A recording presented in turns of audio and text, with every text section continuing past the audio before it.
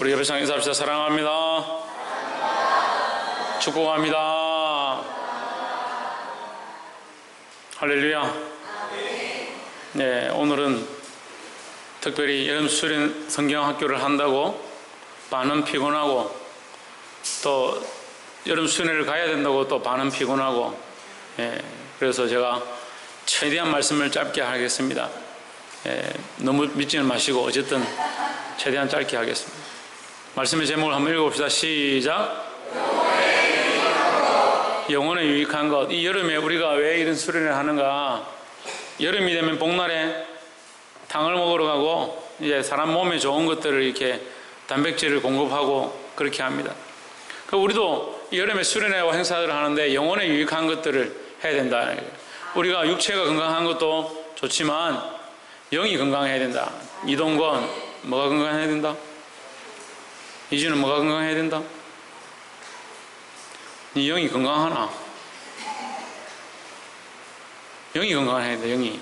우리의 영혼이 건강해야 되고, 영이 건강해야 되고, 생각이 깨끗해야 되고. 어제도 우리 아동부 성경학교 마칠 때 어린아이 같이 순수해야 된다. 순수해야 된다.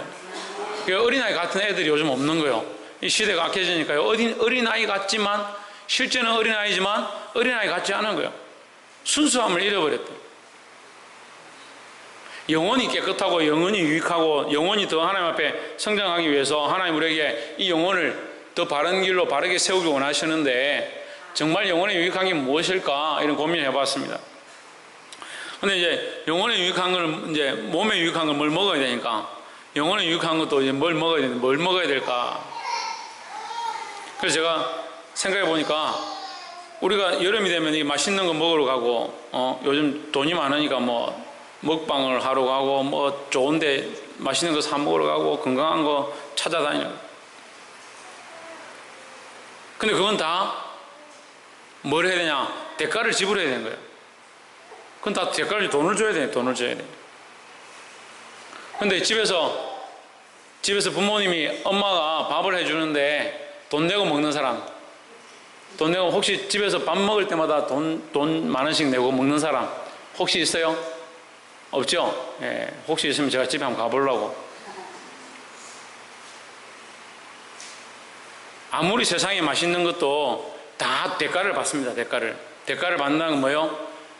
그것을 남을 위해서 하는 것이 아니라 자기를 위해서 하는 거예요. 이 음식을 만들어서 자기 유익을 남기기 위해서 하는 거예요. 근데 부모님은 어떻습니까? 자식을 위해서 그냥 주는 겁니다. 부모님의 유익을 위해서 하는 것이 아니라 자식을 사랑해서 하는 것이다. 마찬가지입니다. 이것은 하나님의 사랑의 모양과 닮아 있습니다. 하나님은 우리에게 무엇인가 주셔서 우리를 유익하게 하시고, 우리의 영혼뿐만 아니라 우리의 육체도 강건하게 원하신다라는 겁니다. 뭘 주셨냐? 하나님의 말씀을 주셨습니다. 이 말씀은요, 우리의 영혼과 우리의 육신을 바로 세우는데 큰 유익이 있다는 거예요. 이진우, 한만 더 그러면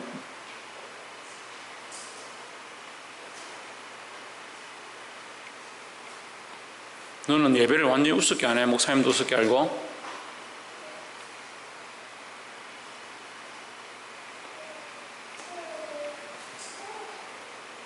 우리 본문의 말씀을 한번 봅시다. 14절에 그러나 나는 배우고 확신한 일에 거하라. 너는 배우고 확신한 일에 거하라. 내가 네게서 배운 것을 알며 하십니다. 배우고 확신한 일에 거하는데 왜 배우고 확신한 일에 거하느냐? 그런 날을 얘기합니다. 그럼 이 배우고 확신한 일에 거해야 될 반대되는 일이 있다. 무슨 일이 있느냐? 13절을 한번 봅시다. 13절에 악한 사람들과 속이는 자들은 더욱 악하여져서 속이기도 하고 죽이기도 하나니 했습니다. 속이기도 하고 속기도 하나니. 속이고 속이는 자가 누구냐? 악한 자들이다. 그럼 우리는 약한 데 속한 것이 아니라 선한 데 속한 자다. 그럼 우리는 무엇을 따라가야 되냐? 우리가 배우고 확신한 것을 따라가야 한다라는 겁니다. 이 배우고 확신한 것을 따라간다는 건 뭡니까? 삶을 얘기하는 겁니다. 우리의 영혼에게 유익한 것은 하나님의 말씀으로 배우고 확신한 일입니다. 하나님께 배운 것들을 실천하고 배운 대로 살려고 해야 된다는 거예요. 근데 교회 열심히 다니고 말씀대로 살려고 하면 꼭 핍박 있고 환란이 있습니다. 교회를 열심히 다니고 기도하고 예배하려고 하면 손깍질하는 사람들이 있습니다. 그런데 이것을 이상하게 여길 필요 없어요. 우리가 당연히 받는 것이 당연합니다. 어제도 초등학생들, 어린이들 모아서 제가 물어보니까 학교에 요구하는 친구들, 지금 중고등학생들 90% 이상 욕을 한다. 일상적으로 욕을 하고 산다는 거예요. 그러니까 언어를 하는 게 아니라 욕을 하는 거예요. 욕을 하는 것은 상대방도 욕하는 거고 자기도 욕을 하는 거예요. 근데 더 심각한 건요, 우리나라 욕의 90% 이상이 부모를 욕하는 거예요. 그 욕 단어 자체가 자기 부모를 욕하는 거예요. 근데 그걸 모르는 겁니다. 그리고 그 대부분의 욕이 성적으로 더러운 말을 하는 거예요.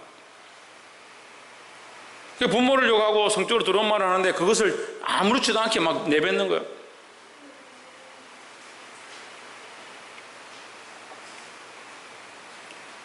그러니까 아이들이 학교에 가면 믿음을 배워서 어제 이제 아이들 손 들어보라 하니까 전에는 욕을 했는데 요즘은 욕을 안 한다. 왜 안 하냐? 교회를 다니기 시작했기 때문에 교회를 다니고부터는 욕을 안 한다. 이게 아이들이 그런 얘기를 하는 거예요. 눈을 감고 손 들어놨는데 그 몇 명이 손을 들길래 너희들 왜 욕을 안 하니? 그러니까 교회를 다니고 나서부터는 욕을 안 해요. 할렐루야. 그럼 욕을 안 하면 아이들이 이상하게 생각해요. 같이 욕하고 막 싸우려고 하는데 그 아이는 욕을 안 하는 겁니다. 그러니까 만만하게 보고 세상이 우리를 우습게 생각하는 거예요. 근데 그것을 세상이 우리를 우습게 생각하고 우리를 비방하고 우리에게 핍박을 준다 하더라도 우리는 이상하게 생각할 필요가 없다라는 거죠. 우리는 어디 여전히 있어야 되냐? 배우고 확신한 것에 14절 말씀, 배우고 확신한 것에 여전히 있어야 한다라는 겁니다. 이거 배우고 확신한 것은 말씀이고요. 물론 말씀인데 말씀을 통해서 배운 것이다라는 거죠. 그러니까 성경 자체를 얘기하는 것이 아니라 성경을 통해서 가르침을 받는 것을 얘기하는 겁니다. 그 말씀을 듣고 그것에 대한 가르침을 받고 배웠습니다. 그럼 배운 대로 살아가려고 하고 그 말씀대로 살아가려고 몸부림쳐야 한다는 거예요.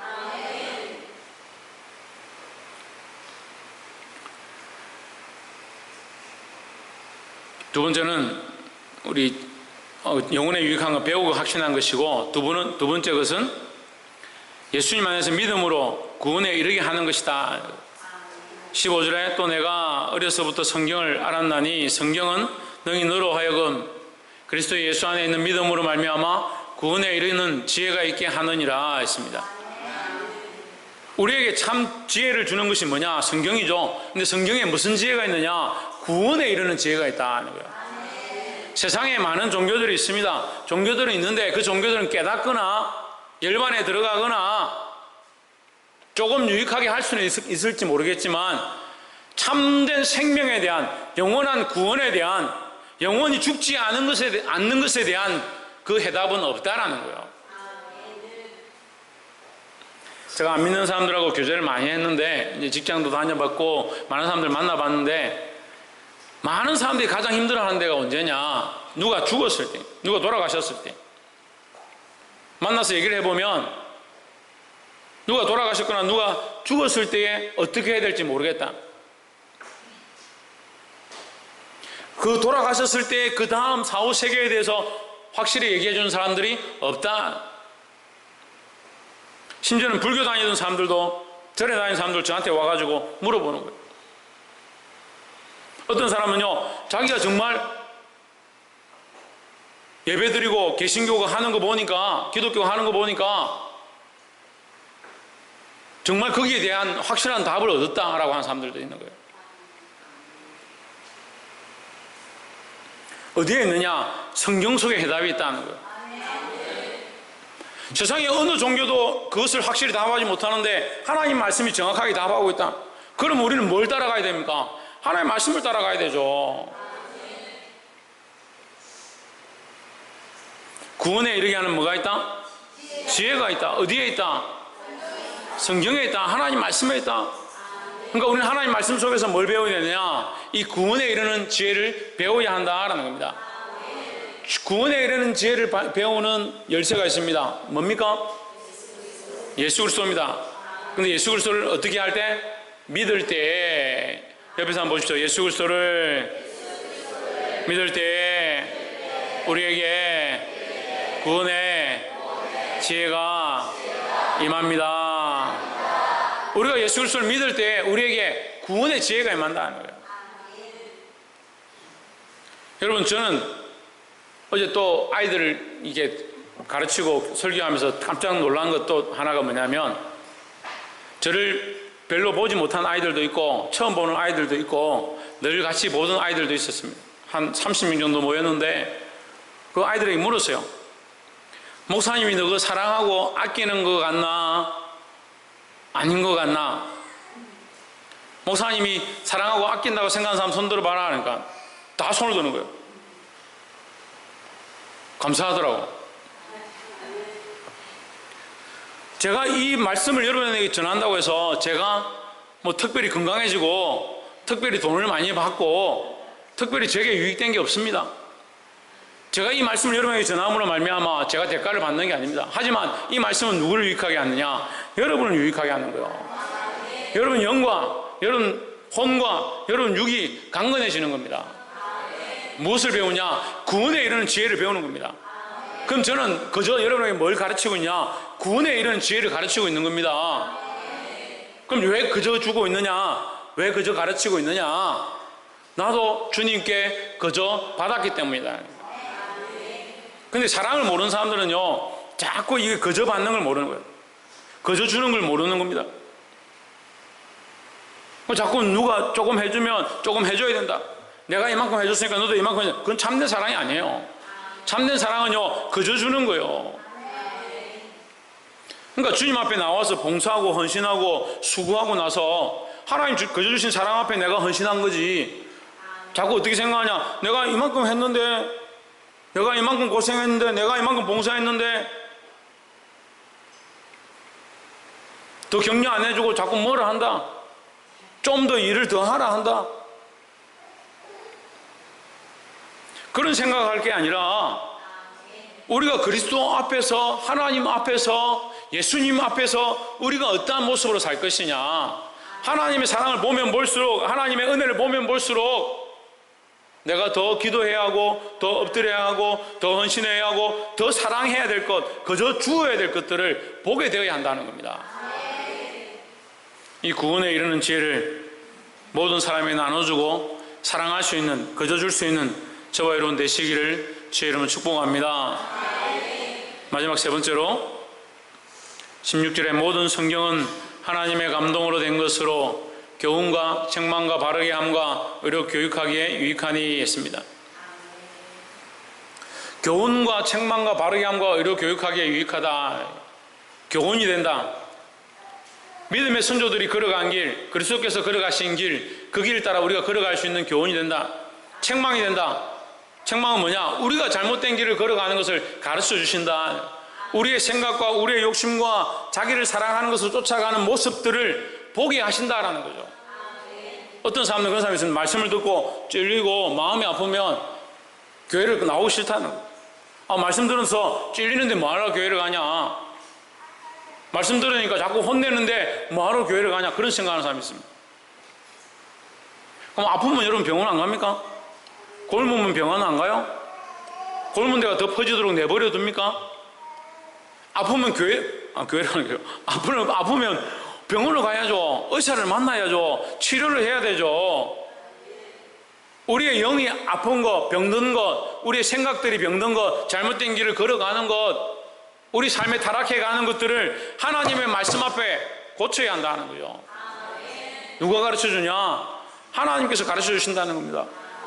근데 똑같이 말씀을 들어도 그런 경우는 있습니다. 똑같이 말씀을 들어도 교훈과 책망과 바르게 함과 의로 교육하기에 유익한데도 똑같이 들어도 듣지 않는 사람이 있고 듣는 사람이 있다. 그래서 우리는 이것을 하나님의 감동에 관련된다. 하나님의 감동은 뭐와 관련 있습니까? 성령과 관련 있습니다. 그러니까 성령을 사모하고 말씀 가운데 성령의 역사를 하심을 사모하고 우리의 마음을 만져주십시오. 우리의 생각들을 만져주십시오. 우리를 거룩해 해주십시오 하는 것들 가운데 나아가느냐, 그냥 아무 관계없이 여기 그냥 앉아있느냐.